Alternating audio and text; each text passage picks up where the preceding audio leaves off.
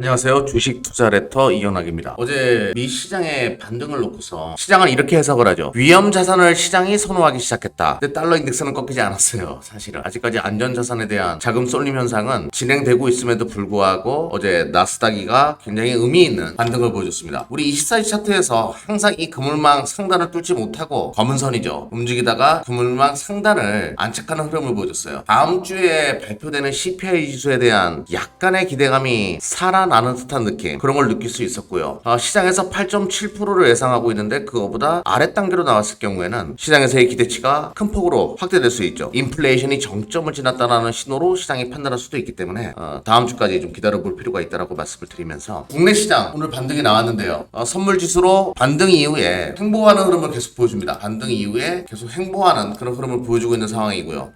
갭 상승 이후에 계속 이제 횡보하는 그런 패턴을 보여주고 있습니다. 시장에서는 아직까지 이제 경기 침체에 대한 우려감을 완벽하게 덜어내기는 어렵다, 이렇게 판단하는 투자가들이 많은 것 같아요. 좀 더 지켜봐야 되지 않냐라는 그런 관점으로 보는 사람들도 많은 것 같고요. 거래량이 크게 붙지 못하는 것 또한 그런 사실이, 그런 우려감이 이 거래량에 반영된 것이다라고 보시면 될 것 같습니다. 그래서 제가 좀 색다른 이야기를 좀 해보도록 할게요.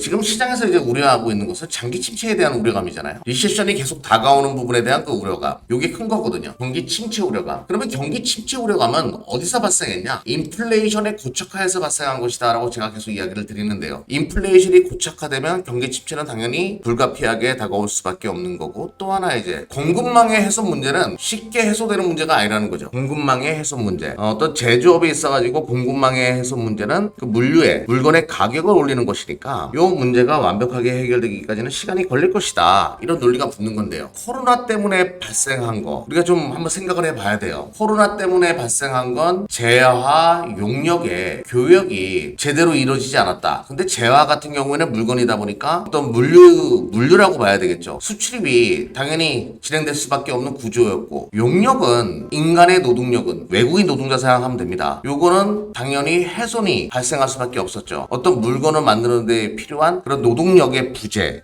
쉽게 설명드리면 이렇게 생각하시면 돼요. 요즘에 감자 생산 많이 하더라고. 그래서 감자 그림을 제가 갖다 놨는데, 그 코로나 이전에 감자를 생산하는 농가예요. 요렇게 러시아인 2명이 일을 도왔습니다. 진짜 둘이서 라면 15개를 먹는다, 제가 아시는 농부께서 그런 얘기를 하던데, 한 끼에. 그리고 일은 10사람 몫을 한다. 힘이 장사고 그러다 보니까. 그런데 코로나로 인해 가지고 이들이 들어오지 못해요. 그러면 당연히 인건비가 상승하게 되고, 또 어떤 물건을 만드는 데 있어 가지고 둘이서 하던 것을 뭐 10명을 써야 되니까 부담감이 크게 작용할 수밖에 없다라는 거죠. 그래요. 코로나 때문에 용역은 교역이 어려웠다는 것이죠. 노동의 부재. 그러면 당연히 물건 가격이 치고 나갈 수밖에 없는 거죠. 수출이 뭐 물건은 가능한데 출입국 심사에서 사람은 또 뭐 코로나 때문에 방역도 해야 되고 등등 뭐 격리 기간도 있고, 이런 문제가 발생하다 보니까 노동력의 부재가 발생할 수밖에 없었고, 우리가 지금 겪고 있는 택시 대란도 이런 배경이죠. 기사가 없어요. 코로나 때문에 많은 사람들이 운전기사 일을 하다가 택시 드라이버를 하다가 다른 쪽 일을 택했고, 그러다 보니까 택시는 남아도는데, 택시 회사에 택시는 남아도는데 기사가 부재이다. 그러다 보니까 택시 운행이 어렵고, 근데 소비는 살아나고, 택시 대란이 이렇게 해서 발생하는 거죠. 그러면 즉 이 모든 것은 코로나 때문에 외국인 노동자들이 돌아갈 수밖에 없었고, 우리뿐만 아니라 뭐 전 세계가 그랬습니다. 이런 노동력의 부재, 공급망의 훼손, 이것의 근본적인 부분은 용역의 왕래가 없었기 때문에 발생한 우려라는 거죠. 즉 역으로 코로나가 끝나게 되면 이 문제, 공급망 훼손 문제도 해소될 수 있다는 얘기고, 그거는 인플레이션을 안정화시키는 그런 요소로 작용할 수도 있다는 거예요. 즉 코로나가 갑작스레 발생했고 긴 기간을 끌면서 이런 공급망 훼손 우려가 발생한 거지, 코로나의 종식은 이 모든 것을 해소할 수 있는 요소가 될 수 있다는 거죠. 실제로 우리뿐만 아니라 뭐 영국도 그랬죠. 트럭 운전수가 없다 보니까, 외국인 노동자들이 없다 보니까 기름 가격이 폭등하고 기름을 구하기가 어려웠던 그런 시기가 있었습니다. 코로나 때문에 발생했던 문제들이라는 거예요. 즉 코로나가 해소되게 되면 공급망 해소, 훼손, 인플레이션 문제도 안정화될 수 있다. 즉 리세션이 우리가 생각하는 것처럼 고착화될 가능성은 작다, 이거예요. 그래서 제가